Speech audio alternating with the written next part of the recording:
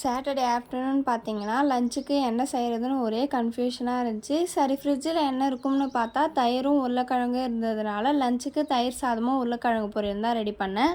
அது என்னமோ தெரியல, என்னதான் தயிர் சாதமில் தயிர் ஊற்றி சாப்பிட்றத விட ஃப்ரெஷ்ஷாக கெட்டி தயிராக சாப்பிட்றது தான் எனக்கு ரொம்ப பிடிக்கும். ஃபஸ்ட்டு அரிசி வாஷ் பண்ணிவிட்டு குக்கரில் போட்டு பாயில் பண்ண வச்சுட்டேன். நான் எடுத்திருந்த அளவு வந்து ஒரு கிளாஸ் அரிசிக்கு 4 கிளாஸ் தண்ணி தான். நெக்ஸ்ட்டு பாயில் பண்ண ரைஸ் கூட துருவி வச்சுருக்க கேரட், பச்சை மிளகாய், அப்புறம் உப்பு, பால், தயிர், மாதுளம்பழம்லாம் சேர்த்து கலந்து வச்சுட்டேன். மாதுளப்பழம் எங்கள் செடியில் பறிச்சது தான். நல்லா கலராக இருக்கும்னு பார்த்தா அது கொஞ்சம் கூட கலர் வரல, பிஞ்சாகவே இருந்துச்சு. சரி இருந்தாலும் பரவாயில்லன்னு அதே வச்சு செஞ்சுட்டேன். கடைசியாக ஒரு தாளிப்பு கொடுத்து கலந்துட்டோம்னா தயிர் சாதம் ரெடி ஆகிடும். உருளைக்கிழங்கு பொரியலுக்கு வெங்காயம் தக்காளின்னு எதுவுமே சேர்க்கல. சிம்பிளாக எண்ணெய், கடுகு, உளுத்தம்பருப்பு, கடலப்பருப்பு, கருவேப்பிலை, உருளைக்கிழங்கு, மிளகாய்த்தூள், மஞ்சள் தூள், உப்பு சேர்த்து வதக்கி வச்சுட்டேன். அடிக்கிற வெயிலுக்கு தயிர் சாதம் சூப்பராக இருந்துச்சு.